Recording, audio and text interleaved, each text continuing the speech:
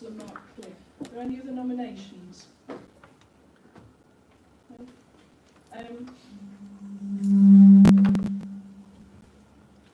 Are they votes for that nomination, please? Any against? Any abstain? No. Thank you. That's voting Chair, Councillor Mark Cliff. And I'll just pass over to Mark. I'm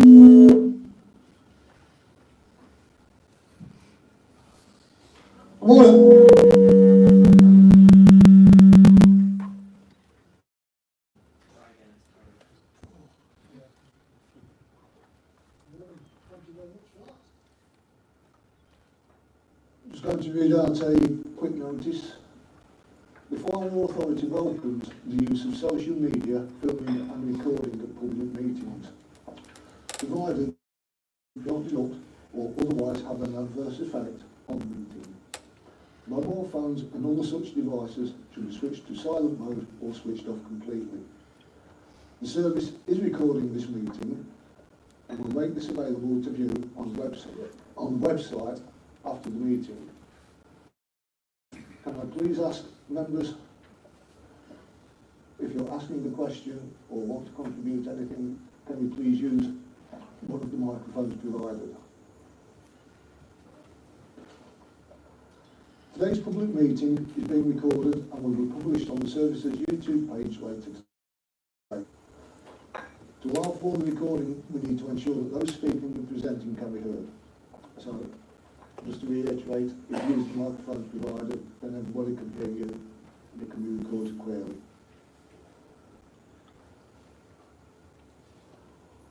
Could I please refer all members to the instructions on the tables in front of you. One further microphone on the centre table for public use, for questions, and for the SLT members presenting papers. The microphones and recording equipment will be removed from the room before the exempt papers are discussed. Thank you for your attention. We can now move on to item 2 on the agenda, to appoint the Vice Chair of Derbyshire Fire and Rescue Authority for the 25-26 year. To this, I would like to nominate Councillor Stephen Falk from Derby City Council. Are there any other nominations? So can we have votes for, please?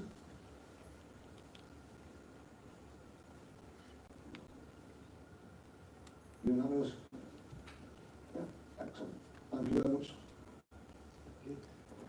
Congratulations. That brings us on to item 3 of the agenda, which is to confirm the leaders of the largest minority groups in the year 25-26. For the Conservatives, I do believe that is Councillor Stephen Wall.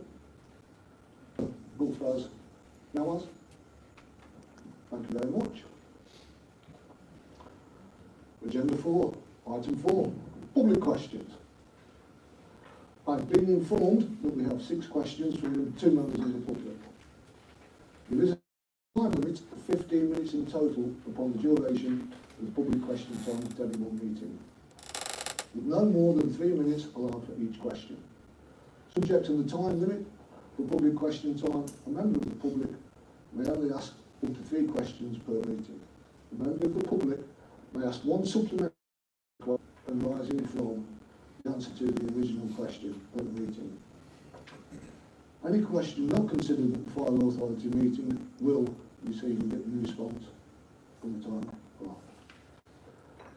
Question 1, I do believe, is from Mr. Cookbock. Thank you. Hello. Thank you. So for the first question, on the 26th of September 2024, Councillor Woolley, who had previously spoken at the meeting on the 27th of June 24 meeting against Commissioner Councillor Ramsey's motion for a full external review into bullying, harassment, discrimination, presented a revised version of the motion.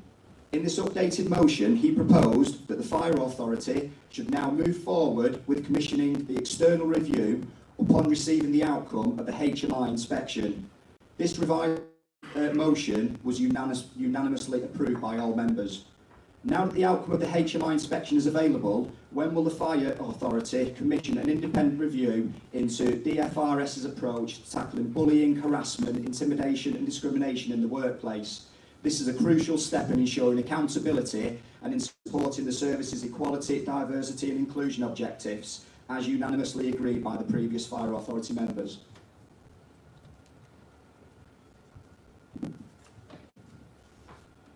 The authority has noted the outcome of the recent HMI report, which finds Derbyshire Fire and Rescue Service good for promoting the right values and culture.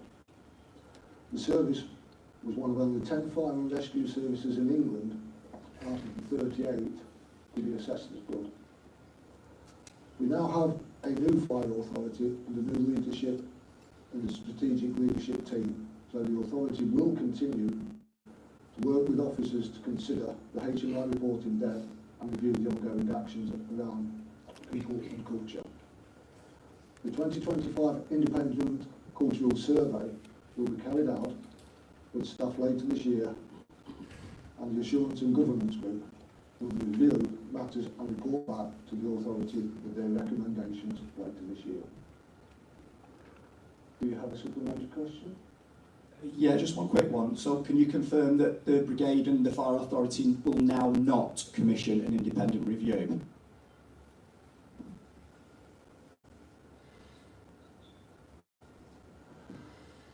What we're obviously, being an authority, what we will do is we will respond in writing to that question at a given date.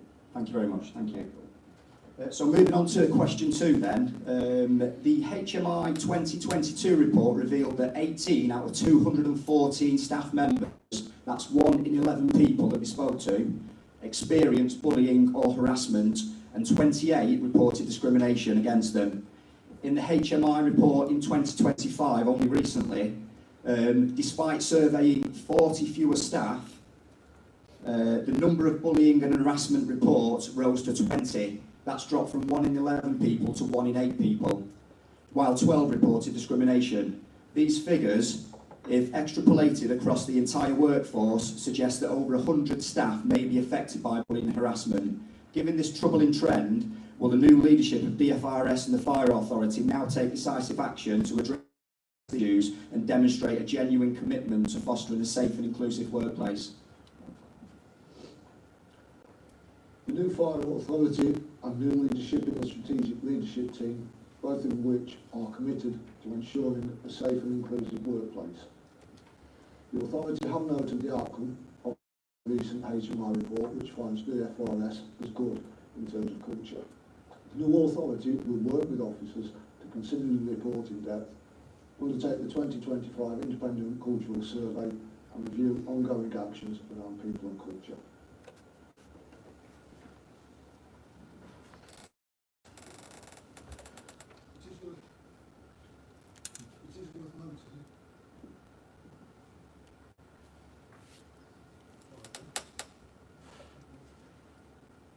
It is worth noting that it is not as simple as extrapolating the figures to give an overall picture. The numbers you quote are likely to be significantly lower. However, the independent cultural survey will provide the opportunity for all employees to submit their comments and views anonymously. From this, I think a more accurate picture Lord Beansey. Do you have a supplementary question? No, no supplementary question. Thank you very much. This is breaking in now. So moving on to question 3 then. The HMI 2025 report found that 132 out of 170 staff agreed that senior leaders consistently model and uphold the service's values. However, this means that nearly a quarter of the respondents did not share that view. If reflected over the wider workforce, this could suggest that over 200 employees do not believe that DFRS senior leaders are effective role models. This is a section. How do you intend to address this cultural issue and rebuild trust in leadership? as mentioned earlier. DFRS was only 1 out of 10. Was only 10 out of 38 fire and rescue services inspected in England to receive a good grade for culture, which suggests that DFRS is fostering a positive and inclusive workplace culture. And we have a new fire authority and a new strategic leadership team, both, just to reiterate, which are committed to ensuring a safe and inclusive workplace.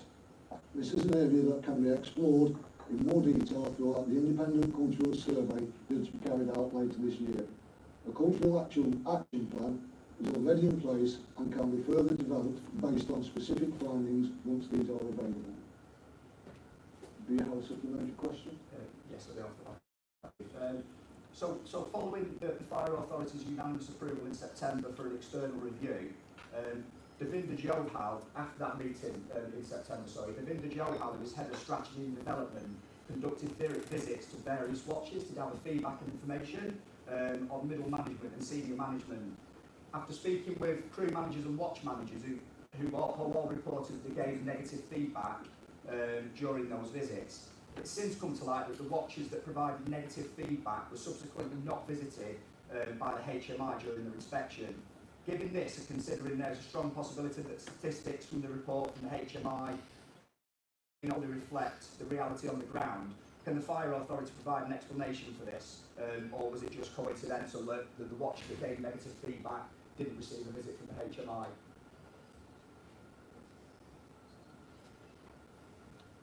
Again, obviously, we will look into that and respond in writing.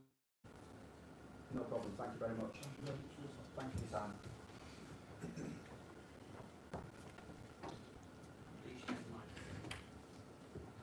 Move on to questions from Mr. Mountain. Good morning. Good morning. Okay, if I begin with my first question. Can I just ask you to use the microphone, please? Yeah. The first question is, was the HMI, when they came to Derbyshire Fire and Rescue Service Legal Inspection, aware of the report in the Derbyshire Times, which was dated the 5th of February 2025, reporting a £2.2 million loss of revenue due to a mental health crisis in Derbyshire Fire and Rescue Service between the years of 2021 and 2024, which includes 158 Derbyshire Fire and Rescue staff absent from work due to a result of this. And by the way, this report originates from the Accident Claims Service.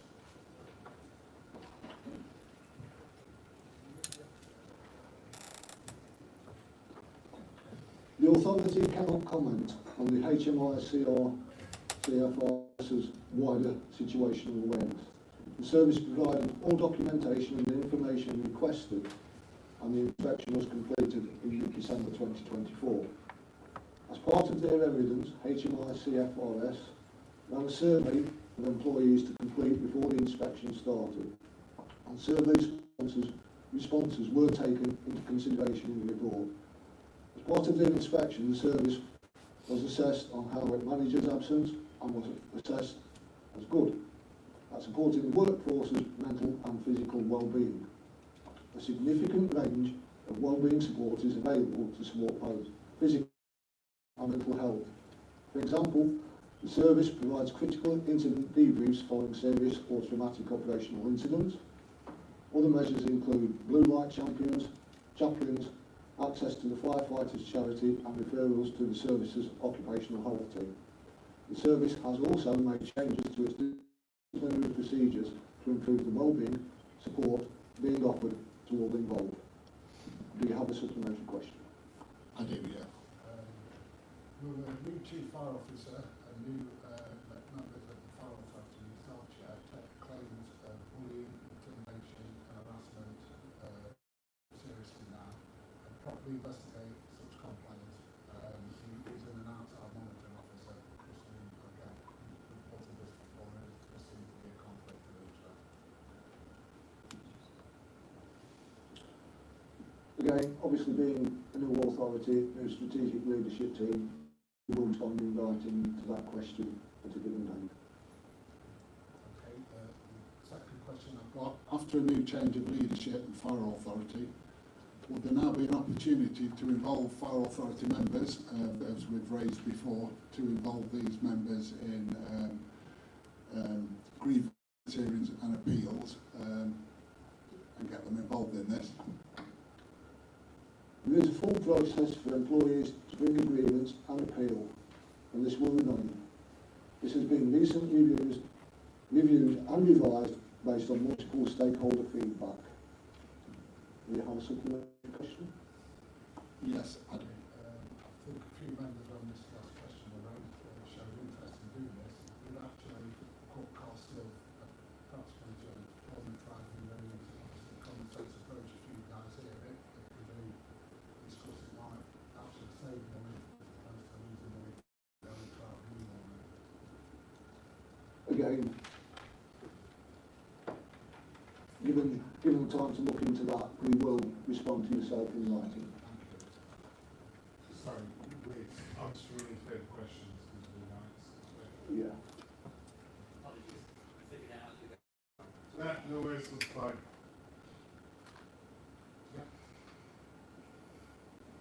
Question number 3. Will the newly appointed Chief Fire Officer and Fire Authority now take public complaints seriously, treating members of the public with courtesy and respect that they deserve, and perhaps allow more time than the 15 minutes currently allowed for questions? Public complaints and questions will always be taken seriously. However, this may not always lead to the answer that the individual is seeking. Officers and members are required to consider situational context and service plans and work streams that are already in progress. Members of the public's views and input All appreciated, and these will be afforded with courtesy and respect we demonstrate across all of our communities. The authority has an agenda to work through, and so public question time is limited to the 15 minutes in duration. I can exercise discretion to extend, but limiting the number or duration of questions that each person or a group can ask prevents excessive or repetitive questioning. This helps to ensure that the items on the agenda and the perspectives on these are all covered.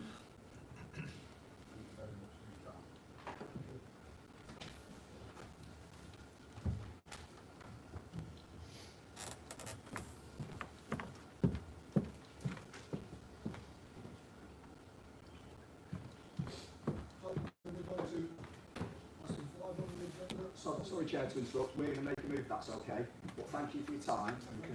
And could I just ask that these questions are responded to in writing? Because not once over 3 years have we had a response from the questions that have been asked in here, so that would be brilliant if you could reply. Thank you very much. Thank you. Bye-bye. Moving on to agenda 5, apologies. The only apologies that I have PCC in the arena. Councillor Ashton. Apologies are sent from Ryan Smith and Town Crisis Welcome. Thank you very much. Moving on to item number 6, declaration of interest. No?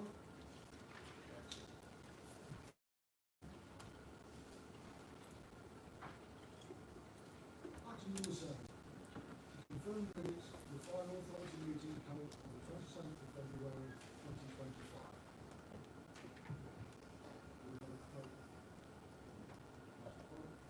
Second. I'll second the chair. All in favour? Any against? Any abstentions? One abstention. Thank you very much. Moving on to item 8, to confirm the minutes for the Governance and Performance Group meeting held on the 27th of March 2025. The proposal? Councillor Clark. Seconder? Thank you. Votes for?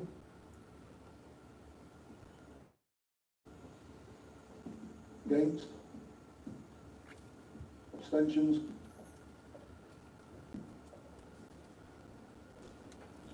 you. Item number 9, to confirm the minutes for the Inclusion and Equity Forum meeting held on the 4th of March 2025. Proposer? Thank you. Seconder?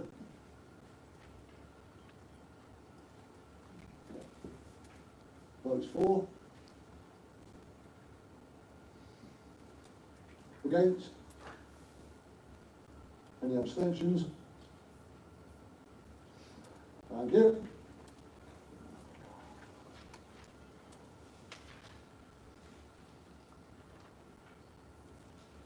Item number 10. Appointments to groups committees.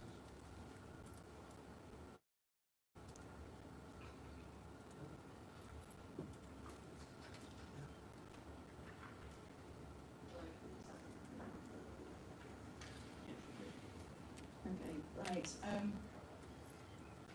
This is a report just setting out various points for arguments to committees, the work programme, terms and conditions, and details of those groups. We've got full details within the papers now. I've got some additional details we've changed from Conservative group, and we've got pension appointments. If members are happy with that paper, the proposals on with the recommendations for those groups, then I'd ask that you vote for those. Happy to take any questions.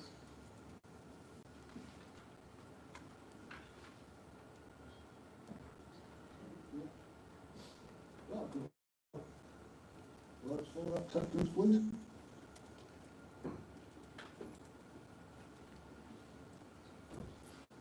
I do apologise, I'm jumping ahead of myself. Can we have a proposer for those? A seconder? Now to revisit the votes for, please.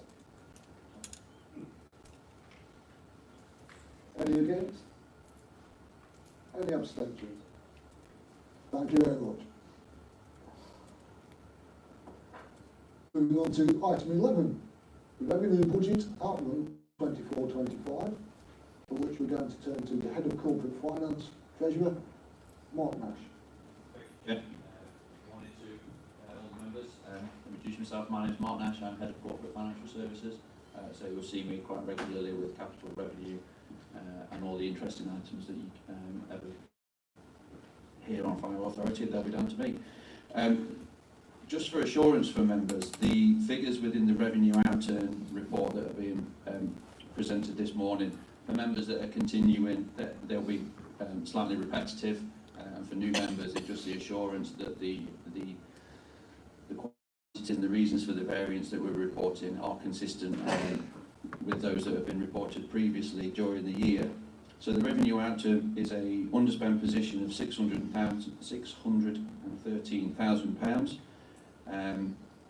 We haven't struggled from the impact of inflation, particularly during the year, that we have done in previous years, so they've generally been controlled okay. The pay award situation, which is a big issue for us, we are largely geared towards employee costs, so budgeting and the outturn for the pay award does have a significant impact, but fortunately those figures again came in to be relatively accurate.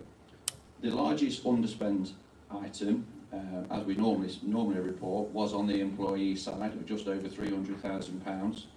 There was a marginal effect from the pay award, which was an underspend for our support staff. We also had a deferment of the job evaluation scheme, which was going to be implemented on the 1st of January, but that was deferred until the 1st of April. That decision was taken in conjunction with the unions during the year. That also provided an underspend, but more significantly, the vacancies within the support area contributed significantly to that outturn position. Other notable material variances within there, we've performed particularly well in our energy and utility costs, taking advantage of a grand commercial contract which we were able to sign up to, which gave us underspend for electricity and gas of £700,000, and we've also re-signed that contract, 12-month contract, for the next 12 months as well. Our repairs and maintenance budget was underspent to the tune of £100,000, which was largely due to challenging some tender information that we'd had back, and that resulted in a delay of performing the work, but it was required to ensure that we were getting the best value for money, and that funding is required to be carried forward to then complete work in the new year, particularly on some items like the smokehouse, which you may see outside, which is in desperate need of just a small amount of tidying up in the very, very short term, but there are plans for that. Fleet maintenance is an area where we did see some significant overspends in terms of the contract that we have for our maintenance of our heavy fleet. We suffered some increases there. They were partially offset by some significant reductions in fuel. Fuel prices at the pump have been lower than the rest of in previous years, which resulted in an underspend. We do regular competition for that and bulk buying to maximise our efforts there. That's an area where, as a service, we are vulnerable to movements in price. We do use a significant amount of fuel and we are heavily dependent upon it. We can't do without it. So there are some concerns looking forward in terms of some of the recent international activities which may have an impact on fuel going forward. Equipment and PPE, we saw an overspend there of £180,000, but it's to be noted there that does include £190,000. So the whole reason for the outturn variance for the purchase of individual dry suits for our firefighters, the increase in risk that we see from water, and that was an investment that was made into the firefighters there. So that reserve won't be needed because of the general underspend position, and so will be carried forward for use in future years. The LLP, which is a joint venture company that we've set up with the police, which essentially provides a landlord function for the headquarters and for the JTC here for members, we get a return from them every year. Now that return was reduced in the current year due to price increases and cost pressures and the need for a rent review within the LLP. So we saw a reduced return from there, an overspend. Again, this is another underspend, significant underspend of over £400,000. We've talked about this quite a lot. It's a continued good news story in terms of our ability to generate interest from our cash balances, where we invest them into the money markets and external financial companies. We've generated over £600,000, and that's a positive variance for us of over £400,000. We've been able to do this over the last few years because we have been relatively cash rich and interest rates have stayed relatively high. You've seen them coming down in the media, but they are coming down gradually, and that has corresponded with, like I say, us being relatively cash rich. So we've been able to maximise our returns there. Going forward, we are depleting our cash balances through our investment in our capital infrastructure, at the same time as interest rates are reducing. So we're not expecting that we'll have a continued positive variance in this way moving forward. The final significant variance is £100,000, which is part of our business rate pool. We are funded from business rates. We bill across the whole county of Derbyshire, and in which case we actually pool our business rates with many of the other authorities that you may possibly know from your hosting authorities that you're members of. That has, so a performance of business rates across the whole county for the year has benefited us by a further £100,000. So they're the key significant variances. That £600,000 will be transferred to reserves at the end of the year, and we will then use that for consideration in future investment, likely to defer our further use of borrowing going forward to make the best use of our reserves and cash balances. I'm happy to take any questions, Chair. How will the increased national insurance contributions affect the fire authorities' pay schemes? So the increase in national insurance, the reduction in the threshold and the increase NI rate that were announced in the last budget, the impact of those aren't included in this report because this was solely up to the end of March. But as from the 1st of April, we have been paying those increased rates. The work that we did when we set the budget it was estimated that the change in rates and the change in legislation would incur a cost to the authority at full establishment of approximately £700,000. Now, at the time, we were promised that we would be protected from the impact of that by additional grant, and we did receive an extra additional grant, but our allocation was less than £350,000, so less than half of that. So the impact of that was built into the budget going forward, so we shouldn't see a variance from that, but it was one of those contributing factors that builds up pressures on our budget, requiring us to make savings plans and to look for ways to control the increases in costs.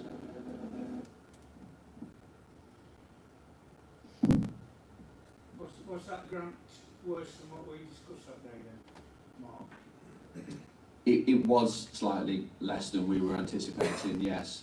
The allocation method, it was actually quite simplistic in the end, the way that it was used, and a number of authorities, certainly fire authorities, didn't seem to fare well in the allocation. I don't think any authority actually got 100%, so it came as a burden to most authorities. Like I say, the simplistic method that was used, a blanket approach, didn't fare well, but fire authorities didn't fare well in it, and we are heavily reliant on employees, and that's a significant amount of cost, so it did create that extra burden for us, yeah. So it was disappointing in the settlement for the final figure that was confirmed to us.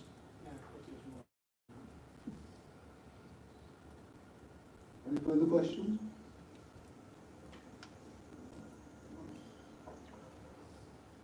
So, for recommendations 2.1 and 2.2, can we have a proposer, please? Seconder? Voting for? Against? Abstentions? Thank you very much. Moving on to item 12, capital and prudential outrun and revised capital programme. Again, going to hand you over to the Head of Corporate Finance and the Treasurer, Mr. Mark Nash. Thank you, Chair. This is the other side of our finances, financial performance for the year. The revenue outturn is the day-to-day running, which we've just talked about. The capital outturn and the Treasury is more of our long-term investment. It's the money that we spend on our buildings, into new buildings, into renovation, into appliances, and investment in ICT. Those are capital assets that will stay with us for a prolonged period of time that we'll use over many, many years. The capital outturn is a figure of £6.7 million, which will probably be a mix of reaction to that. It's probably significant to some of the boroughs and the district councillors, but to those from the city and the county, it might feel like a little bit of a drop in the ocean. But for us, it is significant. It's probably the largest investment that we've had for a number of years. And there's been a number of achievements and schemes that have been completed and developed during the year that have contributed that. Significantly, the finalisation of Matlock new build, the commencement of the Glossop new build, the investment within our replacement regional mobilising system, and the introduction of new appliances, or rather the ordering of new appliances for the authority, which again, we haven't had new frontline appliances for a few years. So these are all new items that have come forward. There's been some smaller works that we've completed around heating and lighting and some dignity work at a number of our stations. We've had developments for the BA washing facilities down here. Smaller investment in the small fleet red vans as such that you'll see on station and around here. Just part of the normal replacement. We've also had some new electric charging points put in, but we were able to maximise a grant from the Nottinghamshire County Council as part of their green incentive, so they didn't cost us anything. They were a net nil for us, so we were benefited from that. Notably, there has been some slippage in the programme. So slippage is the amount of effectively underspend, but because the scheme will carry on, we have to slip the funding into next year. So that's what I mean when I use the term slippage. There's been some slippage on the RMS programme while we've had conversations with the developer and change some of the milestones there so that we only make payments at certain agreed milestones. They've been slipped into next year. That scheme will carry on and we will need to make those payments, but at the minute there is an underspend for 24-25. Also, some of the work on ICT efforts have been focused on RMS, and that has delayed some of the other ICT projects, namely the desktop refresh, although some significant orders and invoices have just been placed in the new year for that scheme, so that it is commencing. The other notable bit in that is the purchase of the appliances, which I did speak about. So although there is an overall slippage on the programme, as in an underspend, we have had to bring back some funding, some funding for next year, namely for the appliances. When we order a fire appliance, it has a 12 to 18 month lead time to come to the service before it hits frontline. And again, there are certain milestone payments in that. And we made our payment for the original receipt of the chassis and the cabs, but then they a fitter, and the fitter has several stages that they pay at. They actually completed stage 1 before the end of the 31st of March, and so we were required to pull that forward and make payment. Therefore, we had to, but overall the scheme is still in line. What that means is that those 9 appliances will still come into the service probably during the autumn of 25. That is the capital outturn. Now there is another part of the report which goes into our treasury element, and this is how we finance the capital programme, it's how we deal with our cash and our resources during the year, it's the type of investments that we make, and it's the impact going forward of some of these capital investment decisions that we're going to make, specifically around borrowing. Through the report, the next big thing that you'll probably see is the liability benchmark graph. The actual figures in the graph aren't important, but the graph does, it is kind of visually representative of what we're looking to have, what we are planning and how that will affect our borrowing, what that looks on the graph. So you'll see a bar chart at the bottom, that is our current borrowing. If we did no more investment and no more borrowing, you would see that that generally declines over the coming years as we make repayment. And our borrowing is going down. Our external borrowing now is at 4.3 million, and that would tail off over the next 10 years as we make payments to repay it. Then you'll see 3 line graphs, and the difference between the 3 line graphs are essentially the maximum that we would borrow, the lowest amount that we would borrow if we were to offset all of our cash investment, and then effectively a mean within the middle, which is more likely to be the effect of our the extent of our external borrowing. What you'll see is that actual line graph spikes up significantly, and that's important both for our treasury and for our revenue budget. The need to invest going forward in our estate and in our appliances does require us to borrow a significant amount of money, and again, this is a change for the authority. We've been in a position where we've been not lending, but we've been investing, and like I said before, we've been relatively cash rich. But we've got a number of stations that are, over the next 5 to 10 years will require investment. We still need to continue to invest in our frontline appliances, making sure that they're suitable, and in our ICT systems. That requires us to make investment, and we will have to borrow for that. And the impact of that is that creates a pressure on our revenue budget. So the figures that you'll see in this end, they are large, and they are. And that's quite important that members are cited on that in terms of the amount of borrowing that we will need over the next, in the coming years, over the next strategies in the next plan period. There are then a few charts and tables towards the back. There's a pie chart and a number of tables. These are our investments as at the 31st of March. And what they represented. There's a table and a pie chart, and the pie chart represents the figures that are in the table below. Essentially, it doesn't help a lot because we haven't had a significant amount of long-term and varied investment, and so the pie chart is largely one great big block, and essentially it's all short-term loan under 6 months, and we have had a good rate of return on that. But it hasn't been spread as much as potentially our treasury advisors would advise us to advise us to do. And you'll see the bar chart in the top right-hand corner in the way that the advisor would suggest that we plan our portfolio, but that goes into much longer term borrowing and has a 12 to 18 month, and then within every quarter you have a certain amount of borrowing maturing which you can then reinvest.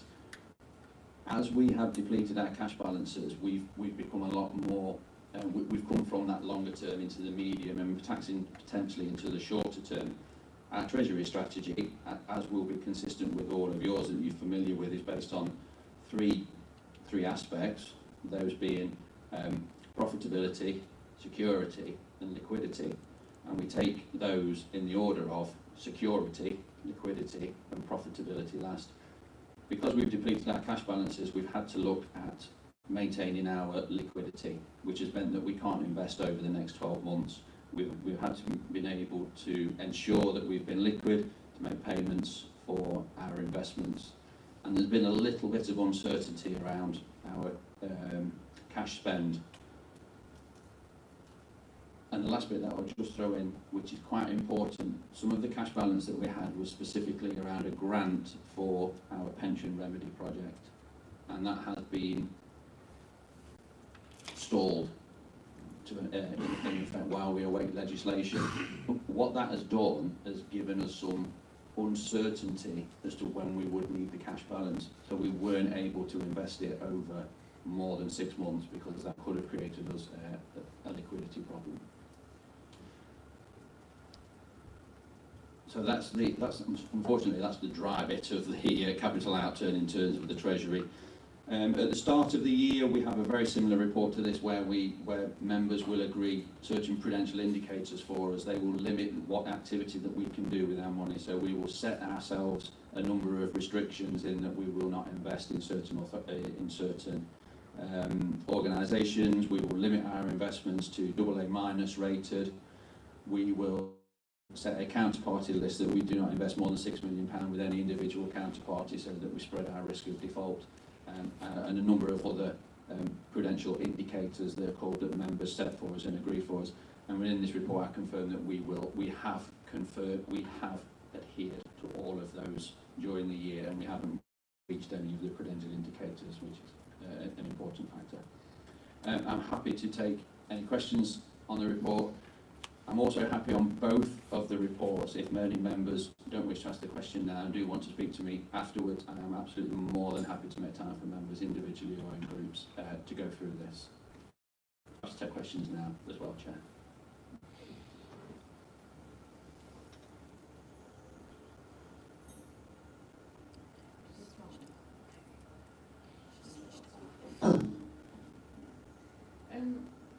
Can I just, as a returning member, can I just thank Mark for his report?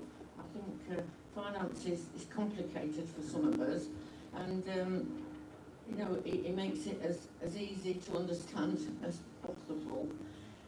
So I do thank him for that. Could I just, you did mention Matlock Fire Station, which is a really good facility in Matlock, but there are currently 2 properties at the fire station that are empty, 2 detached houses, and I'm just wondering when they will be on the market. They've been empty quite a while now. Yeah, we have. It's not something I'm directly involved in delivering, but we have been in conversations with local authorities. They did show some interest in purchasing the properties. That didn't come to fruition. I believe that their properties are in the... We're decorating them at the moment, aren't they, ready to take them to market. So there is a small amount of spend coming in repairs and maintenance, and the intention is to sell those properties. We have sold a good number over the last few years of the surrounding firehouses. The intention is that they will go to market in the near future.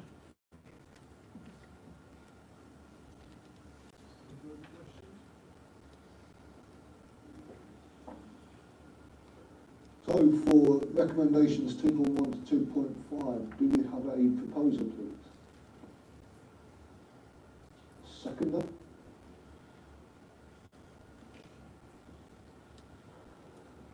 Votes for. Votes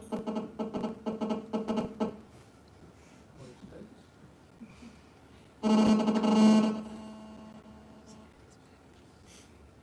Any abstentions? Thank you very much.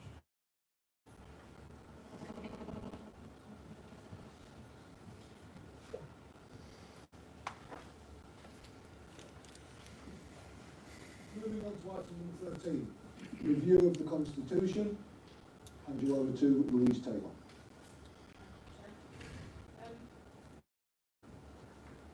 We have a number of documents that the Fire Authority have agreed in recent years.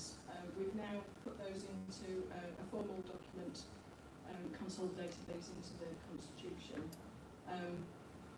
We've had a few changes. I've put those changes in. We have changed additional wording within that.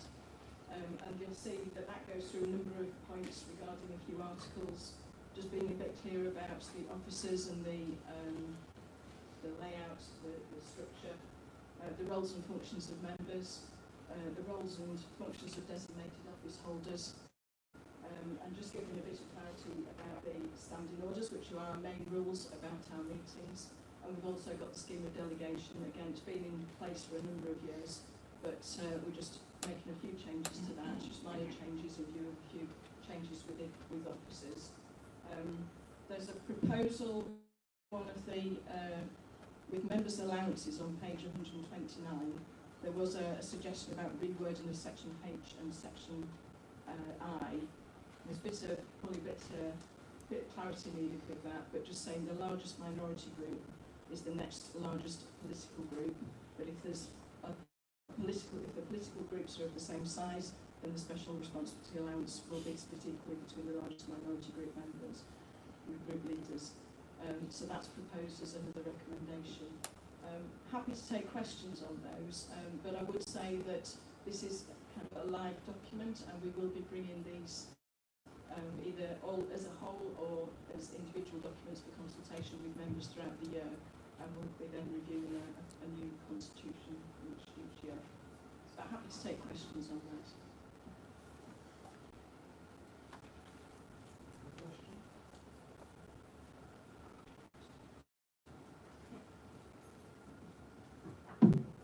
So, for recommendations on 2.1 and 2.2, the members approve the amendments and give the monitoring officer authority to insert the structured charts. Do we have a proposal?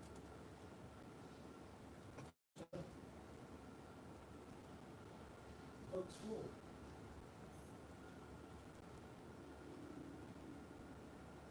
Any against? Abstentions? Thank you very much.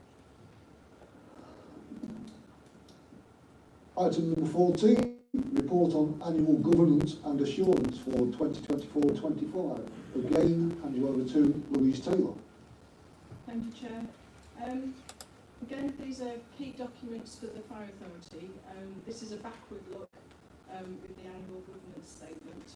So I appreciate you, new members will be just learning the ropes on this one. But it's a document that we need to have in place, and it may need some amendment as we go through, because it's a live document again. It depends on the outcome with finance papers, as does the annual statement of assurance. There's some allowance for changes as we go through. The local code of corporate governance is a document that just explains how we work, where our documents are, how our policies apply, and how people can find out more information. So I ask that members approve the draft documents, and we will bring back updates to you in due course. Happy to take questions. Any questions?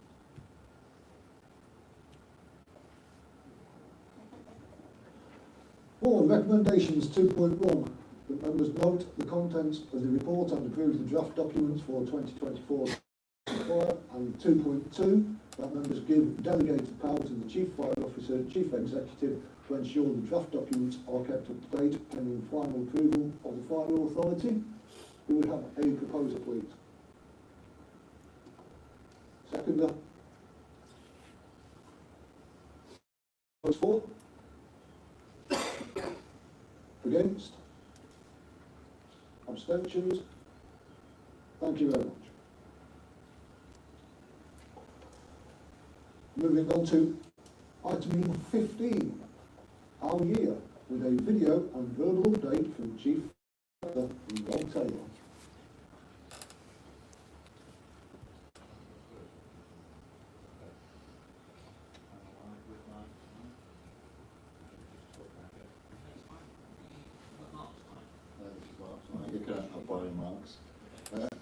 Afternoon, members. I'm Rob Taylor, the Chief Fire Officer, those of you that haven't met yet. In front of you is a 2-page infographic that we present every quarter for public consumption and for members. It just gives a snapshot of some of the fantastic work that we do. So please take that away with you and have a look. And feel free to ask questions actually after this video or during this afternoon's informal session. If I look to the end of the room, all the people with all the answers are sat there because these are the people who have delivered some of the excellent work we've got. So there are specialists in the room that I'd like to thank for the work they've done to contribute to these great statistics. But a great opportunity for you to understand the services of new members, what we're doing really well and what we want to do better. I have been told I'm a bit dry, so we've got this video instead of me. So I'll hand over to the video now and see how we get on. Thanks.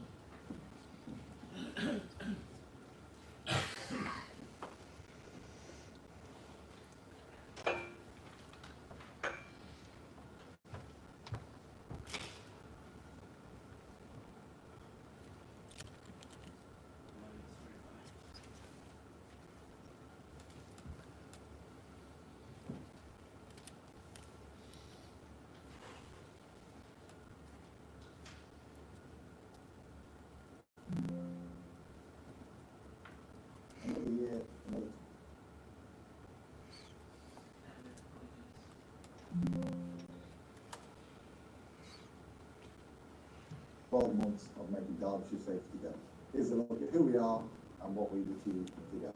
With 924 people working across the service, Derbyshire Fire and Rescue Service is built on teamwork. From the 336 full-time firefighters, the 354 on-call firefighters, to our 42 control employees guiding help where it is needed the most, and 192 support employees who support that response. Every action, every decision, every role makes a difference. We are proud to be building a workforce that represents communities we serve.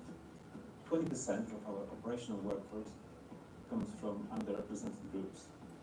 A 1% rise from last year. 14% are women, and across the service, 2% of all our employees are from different ethnic backgrounds, bringing a range of diverse experiences and skills. Why do these numbers matter? Because it's important that we understand and reflect the communities that we serve.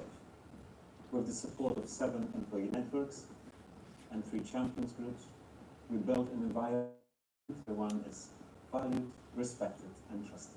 Our fleet consists of 204 vehicles, of which 47 fire appliances, 20 specialist vehicles, 9 electrical vehicles, which are ready to respond when needed. But prevention is just as powerful as response. With over 14,500 safe and well checks, 8 school fire safety talks, and youth engagement schemes reaching dozens of young people, we're shaping a safer future together, one conversation at a time. Protecting people starts way before an emergency call. Last year we engaged with over 7,900 non-domestic premises, carried out 950 fire safety audits, 12% on high-risk premises, and delivered more than 3,200 business consultations. Through risk-based inspection and expert advice, we are helping to make Derbyshire's built environment safer for everyone. Being available when we are needed is crucial. In 2024-25, our whole-time availability is 99.9%, with crews providing 2,695 hours to support on-call cover. On-call availability reached 80%, ensuring we're ready to respond wherever and whenever we need. The nature of emergencies is changing, and so are we. In the past year, we have handled over 40,000 emergency calls, with an average call handling time of 73 seconds. This is 8 seconds faster than the previous year.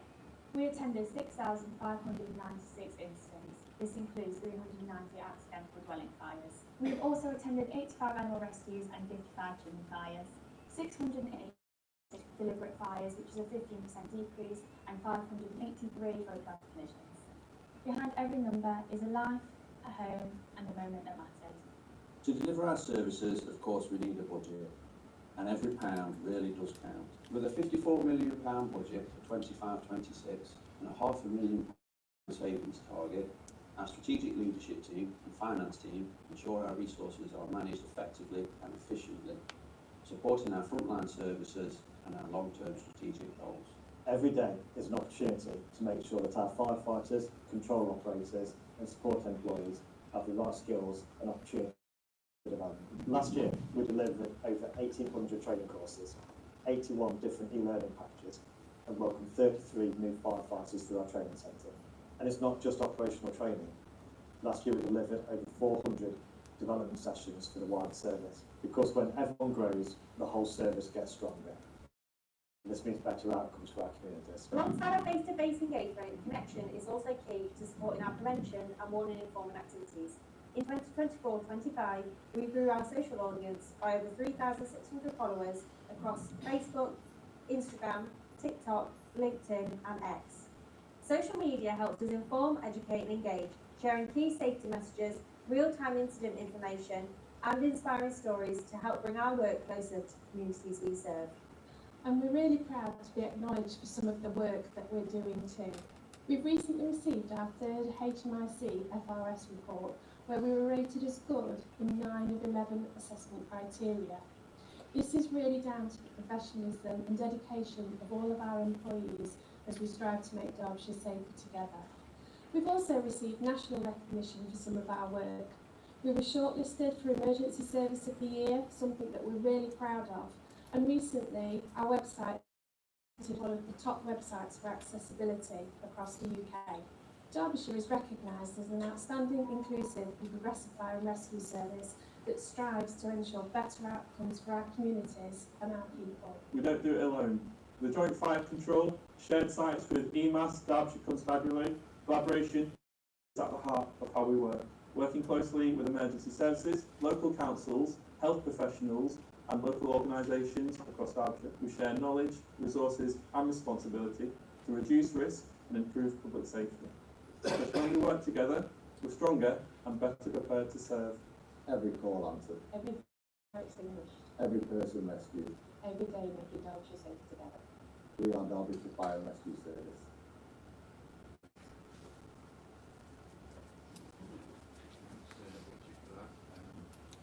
Hopefully that was a more interesting way than I could have put it across, and shows the range of work that we're involved in, some of the great stuff that we're doing. And it's much harder to walk upstairs and talk to Cameron than you would think on that, so hats off to the guy that was doing that. Any questions from members to myself or members of the room here? Now's your chance to. Well, it's more of a comment than a question. I was really pleased to see the collaboration that you mentioned here. I'm the local county council for New Mills and Hayfield, and I was privileged to attend a fantastic collaborative event between all the services on biker safety, which was held at New Mills Fire Station. It was very well attended and supported by local residents, and it was an incredibly, I feel, powerful and successful event. So I'd just like to thank you for that collaborative work that you do, especially around prevention. Thank you. Thanks very much. I did attend the event myself, and Darren, who's in the room there, if you put your hand up, Darren was key to organising that piece of work, and I know is a success. One of the many things we do across the county, so thanks for acknowledging that.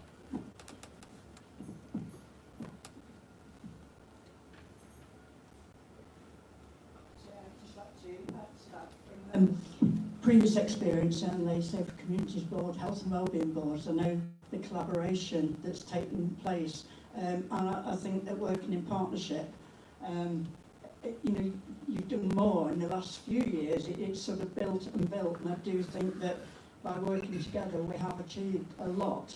And as I say, it's a different thing. This is my first Power Authority meeting, so it's going to be very interesting. But I think that one of the things as well you mentioned about young people, I think it was one of the events I once attended was about raising awareness with the young people. They don't realise sometimes some of the things they do can have massive impacts.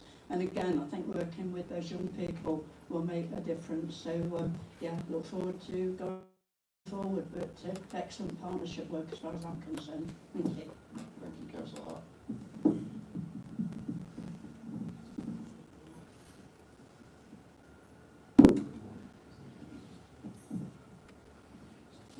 Good morning. I'm Ken Wilson. I'm also the Armed Forces Champion for Derbyshire, from Derbyshire County Council.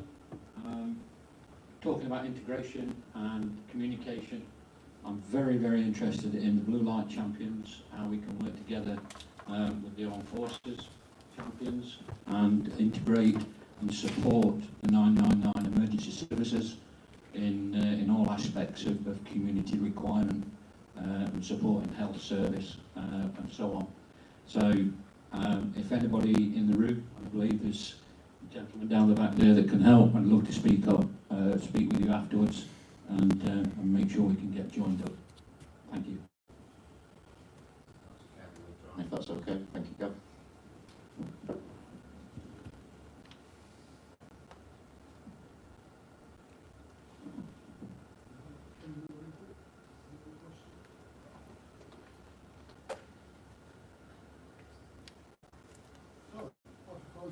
Item 16 to 19 are noted, unless anybody else has any questions. Oh. Sorry, Chair, yeah, items 16 and 17 would be worthwhile just being delivered. We have got Helen Lillington from External Audit that's here to deliver the external audit planning report, and also I would like to quickly run through and bring to members' attention the internal audit opinion as well. That's a red flag.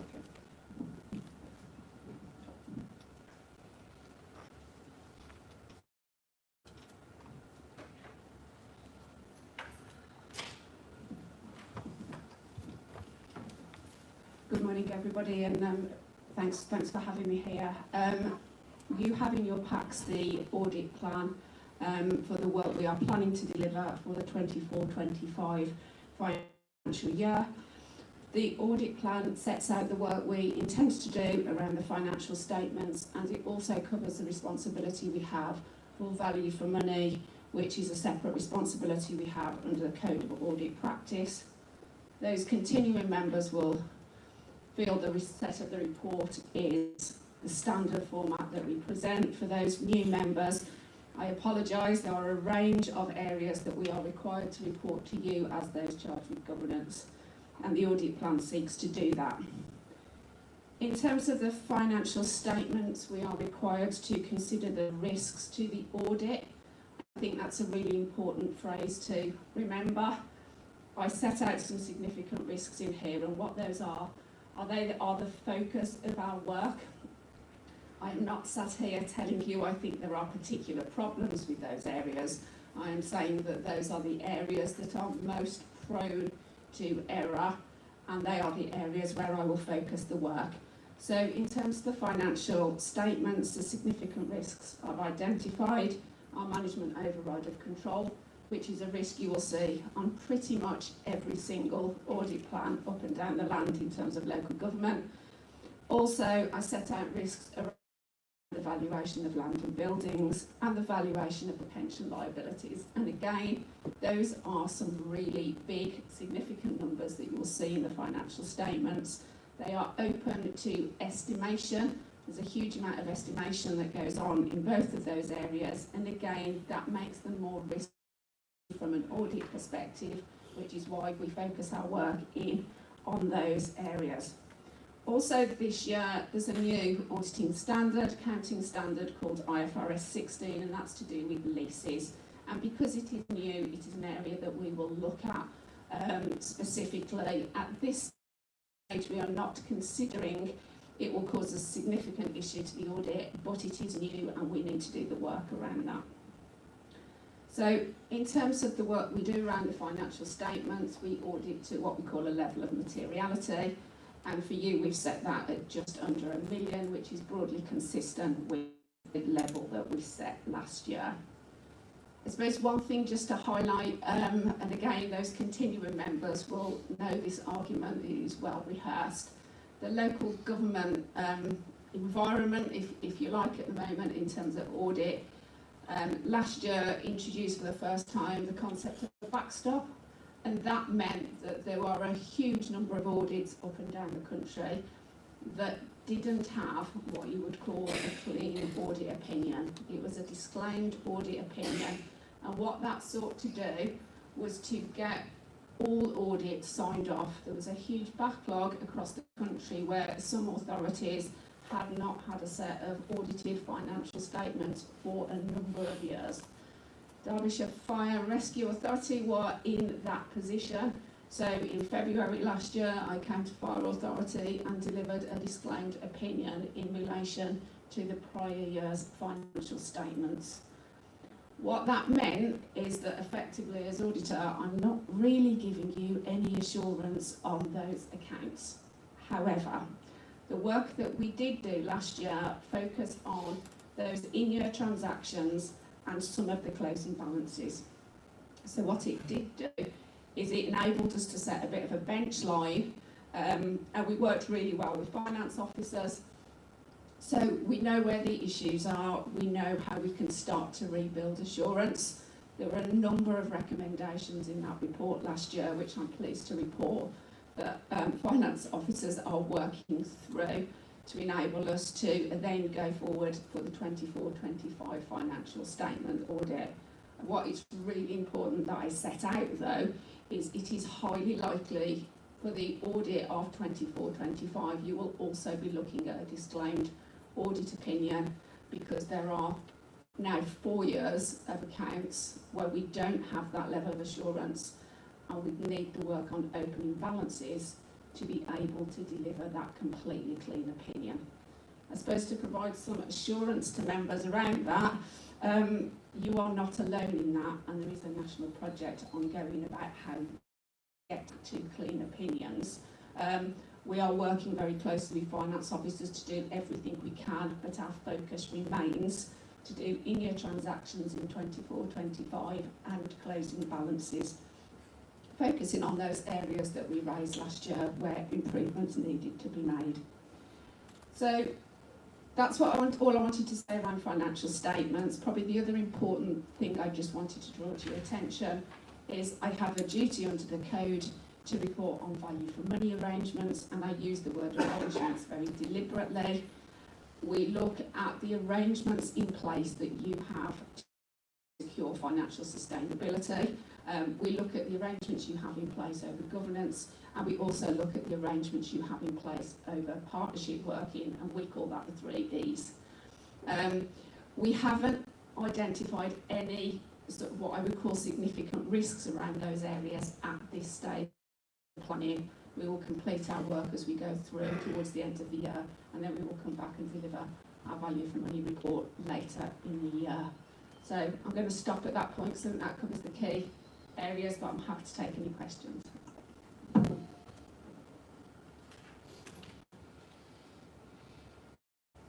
Do we have any questions?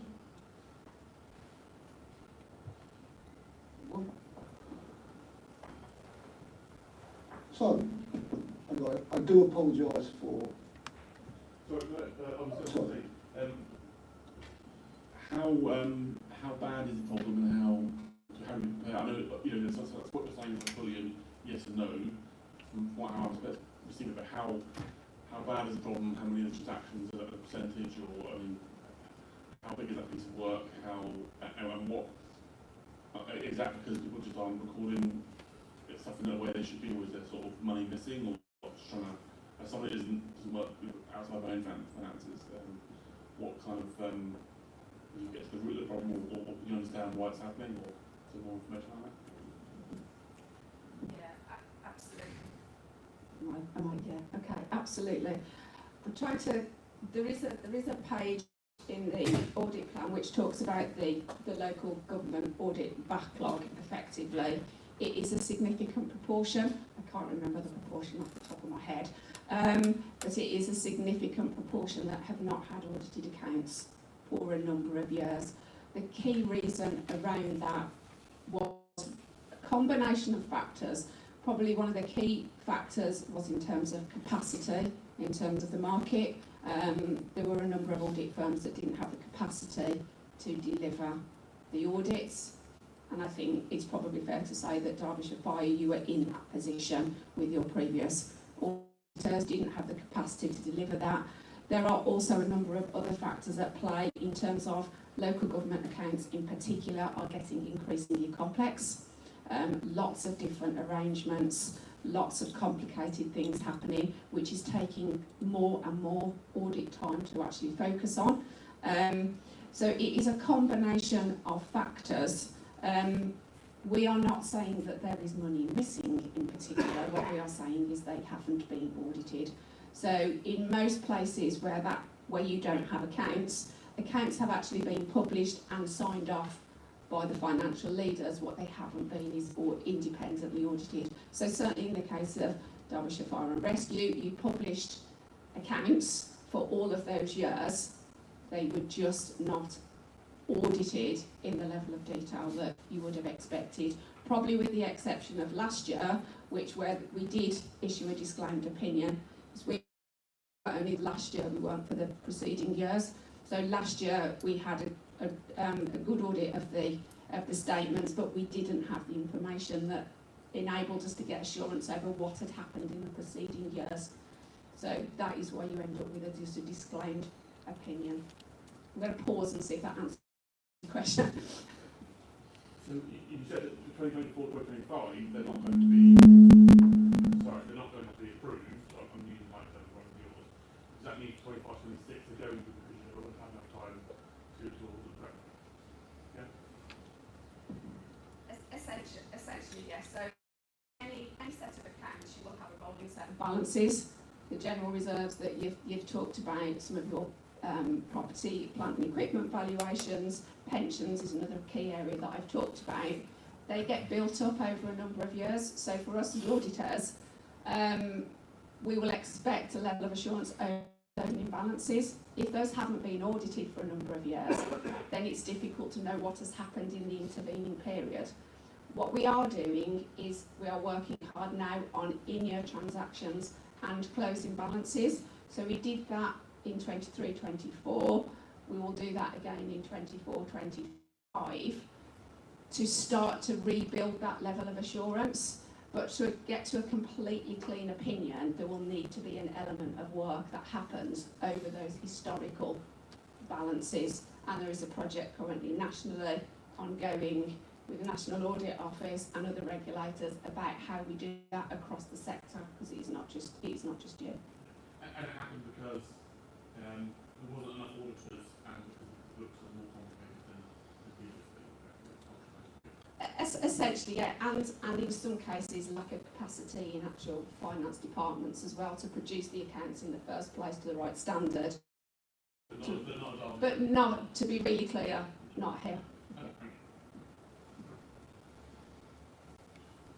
Any more questions?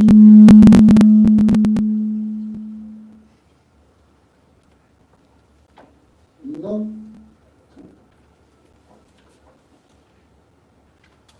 I propose then that items 16 to 19 are noted, unless anybody has any more questions. Can we just cover the, sorry Chair, the internal audit? Oh, blimey, I'm getting ahead of myself here.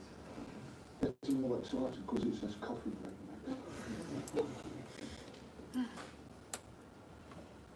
Thank you, Chair.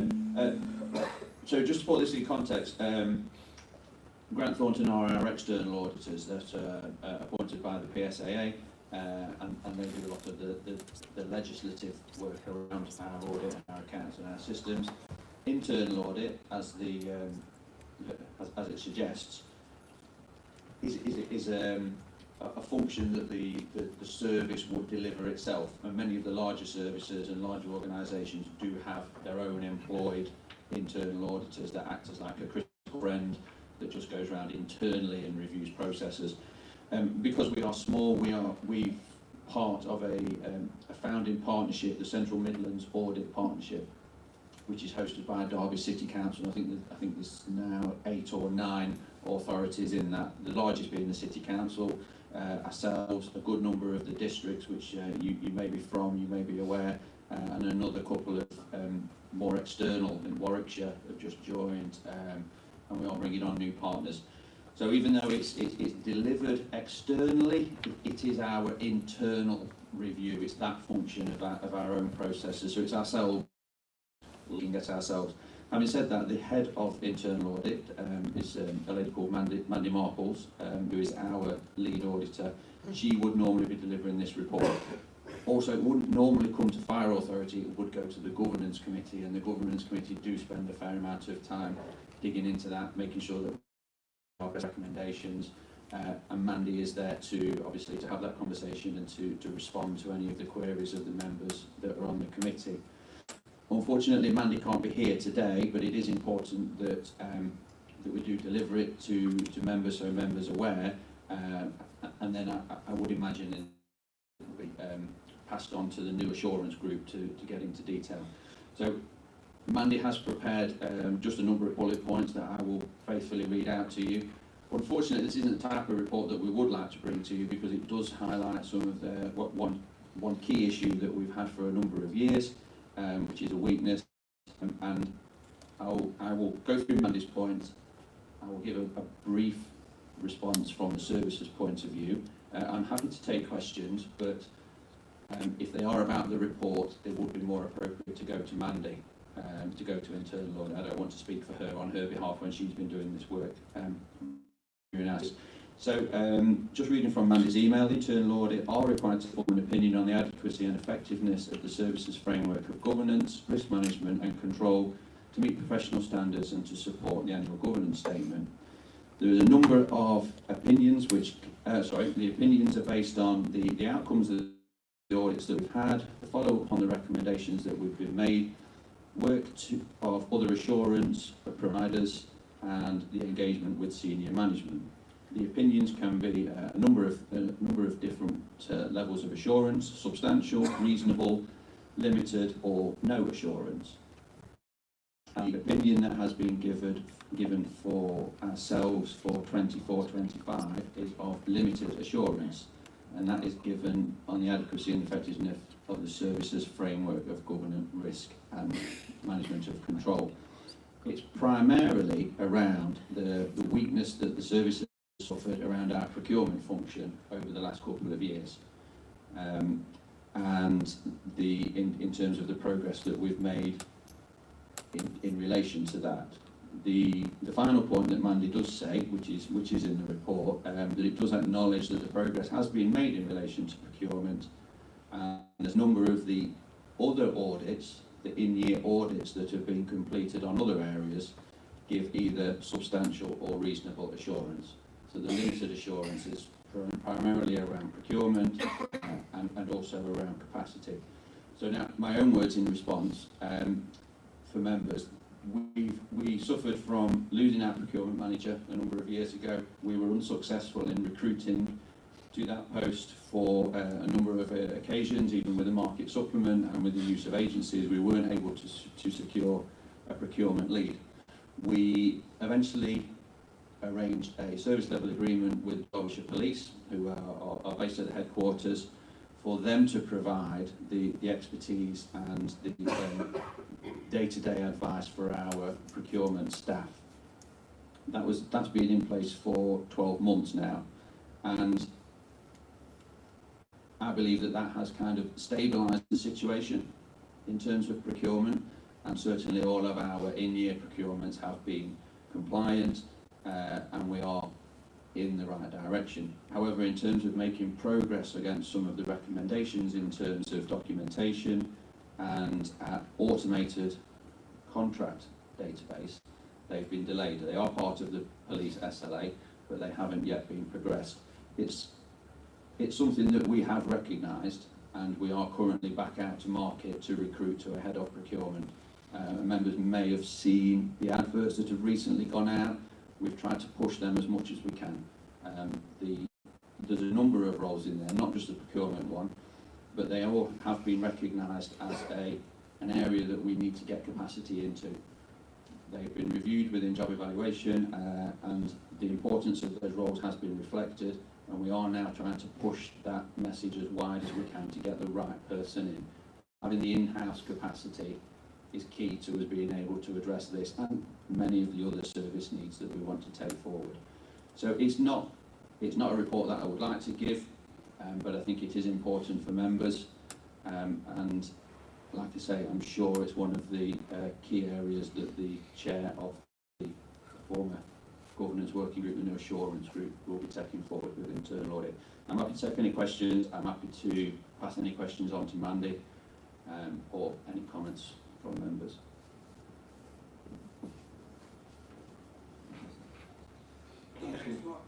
Mark's answered all of my questions, really. I mean, it's disappointing from an authority's perspective that we've got a limited assurance, but the issues are well known and well discussed by the Assurance and Performance Working Group over the past 12 months. And Mark's assurance there that what we're looking to do is work towards over the next 12 months to resolving all of the issues that related to a limited assurance last year, so that we move it to reasonable potentially, assuming no other issues until like next year. So, you know, from the authority's perspective, the assurance and governance working group will be looking at this to ensure that we do rectify the issues that have led to that limited assurance last year. Thank you. Thank you. Do we have any more?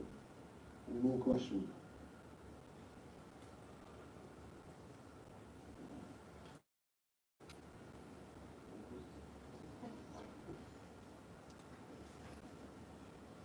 Ladies and gentlemen. So, I now propose that items 16 to 19 are noted unless anybody has any more questions. No, thank you very much. There will now be a short 5-minute interlude for coffee or anything else.